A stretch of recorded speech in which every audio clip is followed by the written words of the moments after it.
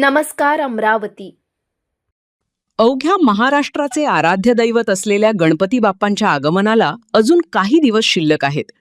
मात्र अमरावतीच्या भातकुली तालुक्यातील धामोरी गावात नागपंचमीच्या दिवशीच गणरायाची स्थापना करण्यात आली. गावातील हनुमान मंदिरात सार्वजनिकरित्या गणपती बाप्पांची प्रतिष्ठापना करण्यात आली. तब्बल 200 वर्षांहून अधिक काळापासून सुरू असलेल्या या परंपरेत आजही गावकरी मोठ्या भक्तिभावाने सहभागी होतात. विशेष म्हणजे या उत्सवाला कोणत्याही जाती धर्माच्या सीमा नाहीत.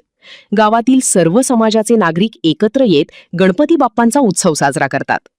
गणरायाचे आगमन वाजत गाजत आणि जल्लोषात केले जाते, तर 1.5 दिवसांनंतर बाप्पांची विसर्जन मिरवणूक मात्र शांततेत आणि भक्तिमय वातावरणात पार पडते.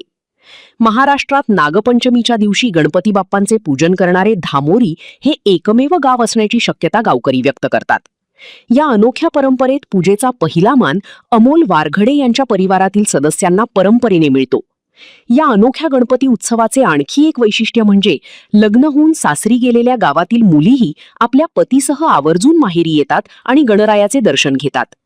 नागपंचमीला नागदेवतेच्या पूजेसोबत गणपती बाप्पांची भक्ती आणि 200 वर्षांहून अधिक काळाची परंपरा, धामोरी गावाचा हा अनोखा उत्सव आजही सामाजिक एकतेचा आणि श्रद्धेचा संदेश देत कायम आहे. 1.5 दिवसाचा हा नागपंचमी गणपती उत्सव आजपासून 250 वर्षाची परंपरा.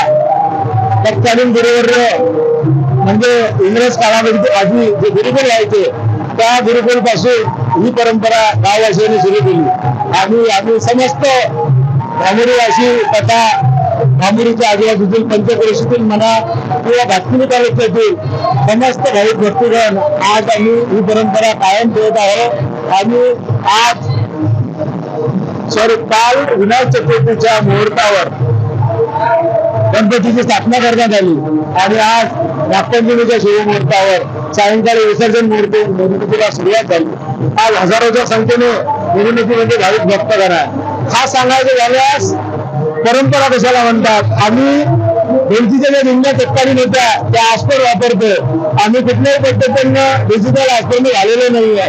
आम्ही आजही ढोलाच्या दिंड्या, वारकरी संप्रदायाच्या दिंड्या, त्या दिंडीच्या माध्यमातून आम्ही मिरवणूक साजरी करतो आणि सर्वस्त गावकरी मंडळांचा सहकार्य आम्हाला लागतो. म्हणून आम्ही हा गणपती उत्सव पारंपरिक पद्धतीने एवढ्या वर्षापासून चांगल्या पद्धतीने साजरा करू शकत आहोत. तरुण पिढींना मला सांगायचं आहे की नुसतं डीजेच्या तालावर जेव्हा आपण नाचतो ना, तर डीजेच्या तालावरच्या नाचाच्या व्यतिरिक्त जेव्हा वारकरी संप्रदायाच्या हरिनामाच्या गजरात जेव्हा तो डान्स होतो ना, तो डान्स अक्षरशः अंगावर शहारे आणणारा असतो. डीजेवर तर प्रत्येक जण नाचू शकतो, पण वारकरी संप्रदायाच्या हरिनामाच्या उपस्थिती जो आपला जो संचार देणं आहे तो अविस्मरणीय आहे. अक्षरशः त्या पांडुरंगाची शाश्वती आपल्याला होते का नाही, आपण पांडुरंगाच्या सानिध्यात आहोत.